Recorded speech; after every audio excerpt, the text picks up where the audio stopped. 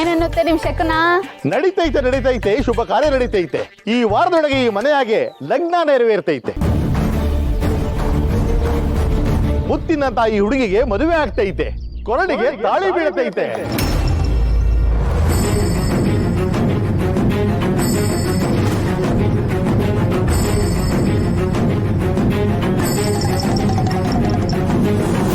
ಬುಡ್ಬುಡ್ಕೇಣ ಏನ್ ಹೇಳ್ತಿದ್ಯಾ ನೀನು?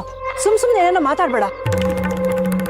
ವಾ ಯಾಕೆ ಹೇಳ್ಬಿಡು, ಮದ್ವೆ ಅಂತ ಇನ್ನೊಂದು ವಾರದಲ್ಲಂತೆ, ಸಾಧ್ಯನೇ ಇಲ್ಲ. ಅಮ್ಮ ನಾನು ದೇವಸ್ಥಾನಕ್ಕೆ ಹೋಗಿ ಬರ್ತೀನಿ. ಹೋಗ್ಬಾ.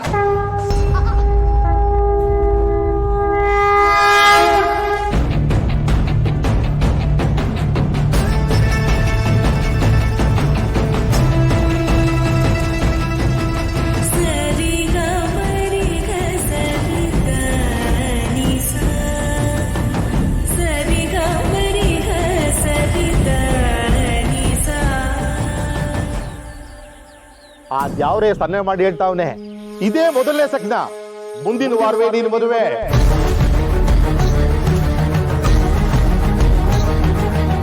ವಿಧಿಯಾಟನ ಯಾರು ತಪ್ಸಕ್ಕಾಗಿಲ್ಲ.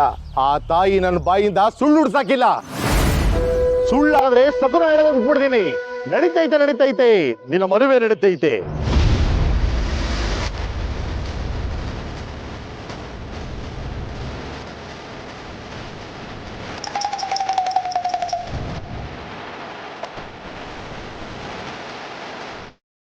ನಡೀತೈತೆ ನಿನ್ನ ಮದುವೆ ನಡೀತೈತೆ.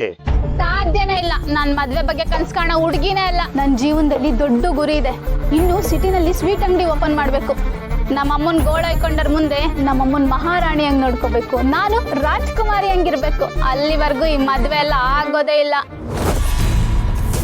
ಯೋ ಬುಡ್ಬುಡ್ಕೆ ಅಣ್ಣ, ಇನ್ 2 ವರ್ಷದಾಗೆ ನನ್ನ ಮಗಳಿಗೆ 18 ಬರ್ತದೆ. ಕಣ್ಕಂಡವ್ರಂಗೆ ದಿಕ್ಕು ದೆಸೆ ಏನಿಲ್ದವಳಲ್ಲ ನನ್ನ ಮಗಳು. ಅವಳ ಕಂಕಣ ಬಲ ಹೆಂಗದೆ ಅಂತ ಹುಸಿ ಸಕನ ನುಡಿ. ಆ ತಾಯಿ ಈ ಚಿಕ್ಕ ಕೂಸಿನ ಬಗ್ಗೆ ಯಾವ ಸಕನೂ ಹೇಳ್ತಾ ಇಲ್ಲ. ಆದ್ರೆ ಇನ್ನೊಂದು ವಾರದಾಗೆ ಈ ಕೂಸಿನ ಮದುವೆ ಆಯ್ತದೆ. ನಾನು ಹೇಳೋ ಮಾತು ದಿಟ್ಟ ಆಯ್ತದೆ.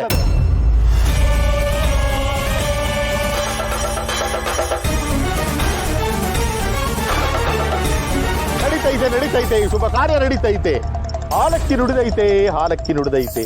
ಅಮ್ಮ ನೀನ್ ಯಾಕೆ ಗರ ಪಡೆದವ್ರಂಗ್ ನಿಂತಿದ್ಯಾ? ಶಕುನ ಹೇಳೋದೆಲ್ಲ ನಿಜ ಆಗುತ್ತಾ? ಮದ್ವೆ ಅಂದ್ರೆ ಮಕ್ಕಳಾಟ ಏನಮ್ಮ?